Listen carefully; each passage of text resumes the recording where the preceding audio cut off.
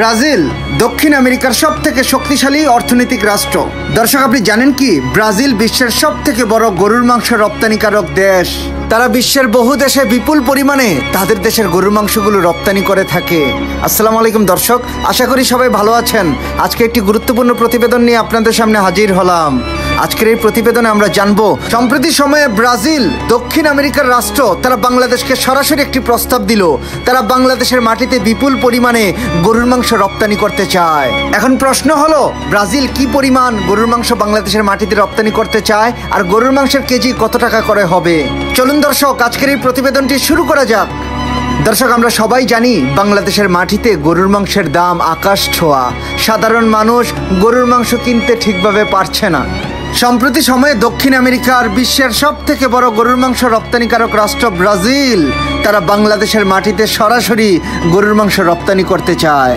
ব্রাজিলের পক্ষ থেকে জানানো হয় তারা বাংলাদেশের মাটিতে ফ্রোজেন বিফ অথবা হিমায়িত গরুর মাংস বাংলাদেশের মাটিতে রপ্তানি করতে অনেক বেশি ইচ্ছা প্রকাশ করেছে। তারা বলছে, আমরা বাংলাদেশের সাথে একটা গুরুত্বপূর্ণ চুক্তি করতে চাই।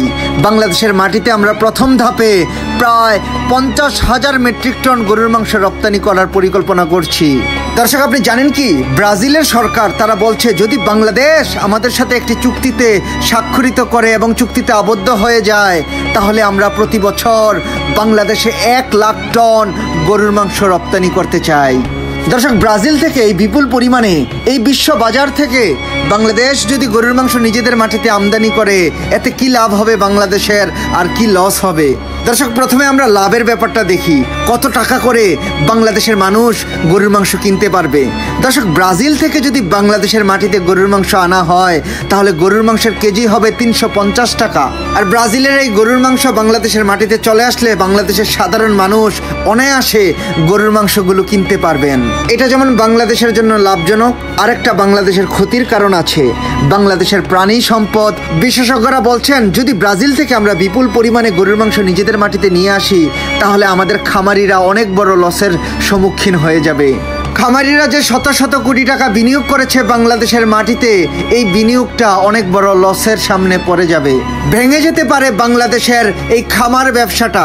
যদিও বাংলাদেশের সাধারণ মানুষ 350 থেকে 400 টাকা পর্যন্ত গরুর মাংস কিনতে পারবেন। দর্শক, ব্রাজিল চাইছে বাংলাদেশে বিপুল পরিমাণে তাদের গরুর মাংসগুলো আমদানি করতে। দর্শক, আপনাদের কি মনে হয় ব্রাজিল থেকে বাংলাদেশের মাটিতে গরুর মাংস আনা উচিত কিনা?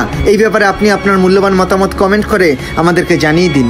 এরকম আরো ভালো ভিডিও নিয়মিত পেতে আমাদের চ্যানেলটি সাবস্ক্রাইব করুন। ভিডিওটি ভালো লাগলে লাইক করুন এবং আপনার পছন্দের মানুষের সাথে ভিডিওটি শেয়ার করুন। আজকের মতো এতটুকুই থাক। আল্লাহ হাফেজ।